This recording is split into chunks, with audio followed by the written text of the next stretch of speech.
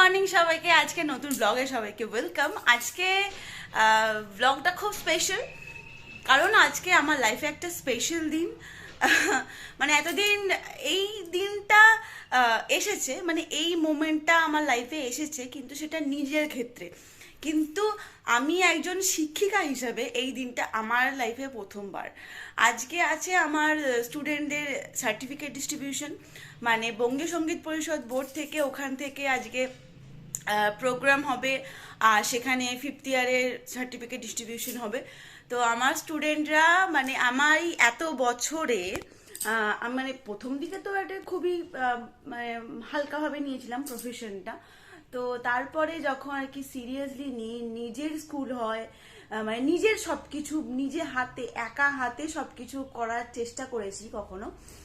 তো তারপর থেকে এই সেকেন্ড টাইম, কিন্তু ফার্স্ট টাইম আমি থাকতে পারিনি বা সেও যেতে পারেনি। সেকেন্ড টাইম কেউ আর কি ফিফথ ইয়ার এক্সাম দিয়েছিল আগের ইয়ারে, আর সেইটারই আজকে সার্টিফিকেট ডিস্ট্রিবিউশন হবে। তো সেখানে যাব, কোয়েল আর পৌলমী, মানে দদাই আর পৌলমী দুজনে মিলে যাচ্ছে, ওদের গার্জেনরাও যাচ্ছে। আগের ইয়ারে রুম্পারটা দিয়েছিল, কিন্তু রুম্পা যেতে পারেনি, সেই জন্য ওরটা আর কি অন্য কেউই নিয়ে চলে এসেছিল, তাই আমিও আর যাইনি। কিন্তু এই প্রথমবার আমি যাচ্ছি, আমার স্টুডেন্টরা সেখান থেকে সম্মানিত হবে।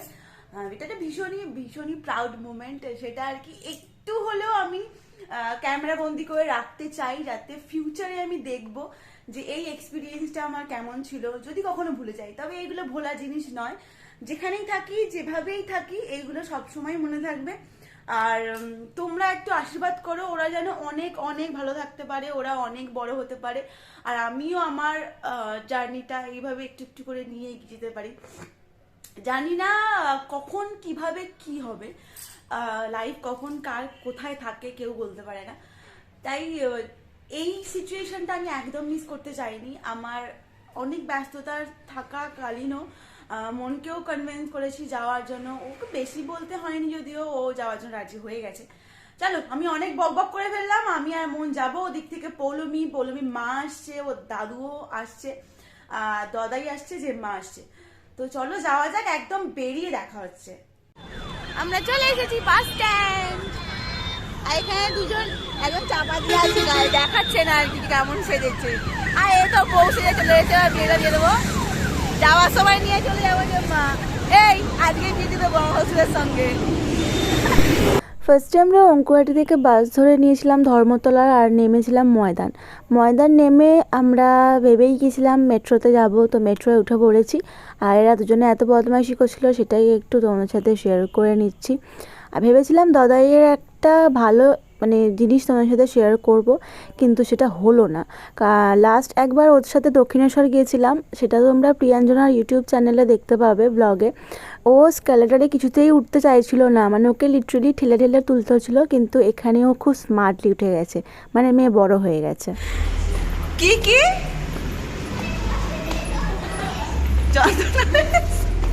মানে ও ভাবলো হয়তো ওইটা দিয়ে উঠেই হয়ে যাবে, কিন্তু আবার সিঁড়িতে উঠতে হলো। কি কষ্টদায়ক ব্যাপার। যাই হোক, আমরা সেন্ট্রাল এসে গেছি।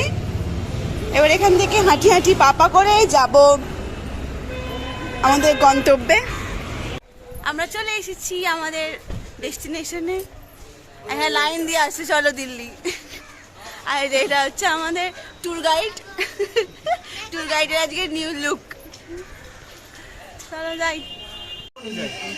চলে এসেছি আমরা এখানে প্রচুর লাইন পড়ে গেছে। আর এখানে আমার চেনা মুখ, আর অনেকদিন পরে আমার মামামের সাথে দেখা হয়েছে। আমার মামামা একটু কান্নাকাটি করে দিয়েছে, একটুখানি মন খারাপ। আমি বুঝতে পারি, তার মানে মামা আমাকে ভালোবাসে, তাই তো বুঝতে পারলাম। আর এখন আগে মা বাড়ি ওখানে থাকতাম, আসতাম, দেখা হতো রাস্তাঘাটে, এখন আর দেখাও হয় না। ঠিক আছে লজ্জা পেতে হবে না বাবা।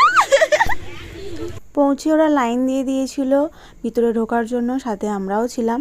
এখানে লাইনে দাঁড়িয়ে আগে ব্যাচ কালেক্ট করতে হবে, বুক কালেক্ট করতে হবে, তারপর তোমাকে ভিতরে ঢুকতে দেবে। কারণ ওদের হাতে ছিল ইনভিটেশন কার্ড, সেই কার্ডটা ছাড়া তো সার্টিফিকেট নেওয়া যাবে না। তো আস্তে আস্তে লাইনে এগিয়ে ফার্স্টে দদাই, তারপর পৌলমী ব্যাচ আর বুকটা কালেক্ট করে নিচ্ছে। তারপর আমরা যাব ভিতরে। মানে এইটা অনেকটা সময় লাগে কারণ লাইনটা অনেকটা পড়ে যায়। যদিও অন্য বছর অনেক বেশি দেরি হতো মানে আমরা যখন যেতাম, কিন্তু এই বছর লাকিলি খুব তাড়াতাড়ি হয়ে গেছে। তারপর ভিতরে চলে গেছি আমরা, অনেকেই চলে এসেছে, দেখতে পাচ্ছ চেয়ার সামনে অনেক ভরা। আর এখানে প্রোগ্রামও শুরু হয়ে গেছে।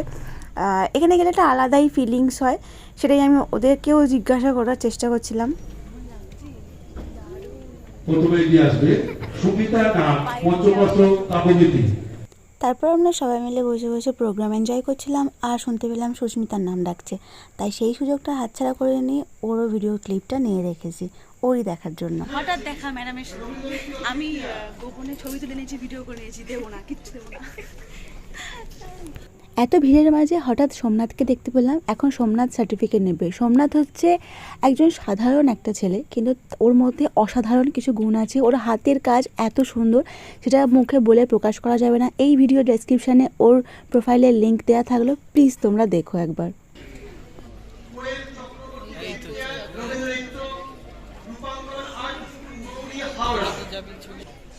পৌলমী পাত্র তৃতীয় রবীন্দ্রনৃত্য রূপাঙ্কন আর্ট স্কুল মৌরি হাওড়া। কোয়েল চক্রবর্তী তৃতীয় রবীন্দ্রনৃত্য।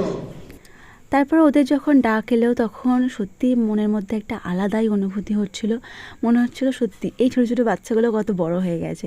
মানে মায়েদের কাছে যেভাবে বাচ্চারা বড় হয় একদম, ওরা তো সেই প্রায় 6 বছর হলো আমার কাছে নাচ শিখছে। এত ভালো বন্ডিং দদাই পৌলমীর সাথে আমার।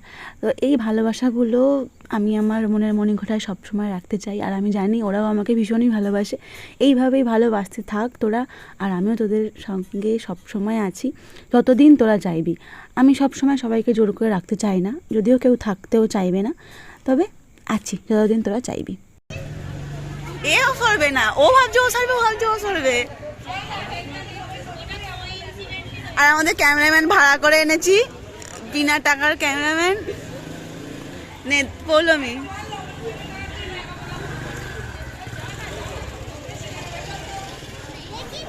আসল কাজ আমাদের কমপ্লিট, এবার পেট পুজো করার পালা, কারণ সেই সকালবেলা বেরিয়েছিলাম।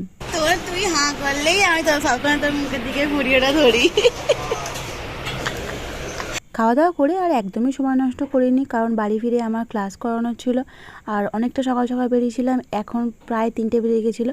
তাই কলকাতায় সুন্দর দৃশ্য দেখতে দেখতে, মানুষজন দেখতে দেখতে আমরা বাড়ি ফিরছিলাম। আর রাস্তার ধারে ফুচকাও বসেছিল।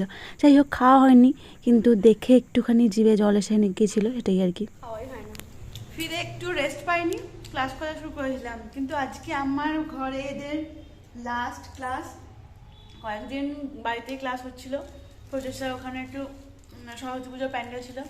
না আজকে লাস্ট দিনে, আজকেও লাস্ট হতো না, আগের দিনটাই লাস্ট হয়ে যেত। আজকেই কোইন্সিডেন্টলি আবার হলো ক্লাস একটা, মানে একটা ছোট্টখাট্টো ট্রিট। আর এখানে লেস আর মাছের চপ ভালোই আছে না? ব্যাপক। এখনো কিন্তু খাইনি। আমি বলছি যে আমি খাচ্ছি, প্রথমে অপেক্ষা করতে পেরেছি।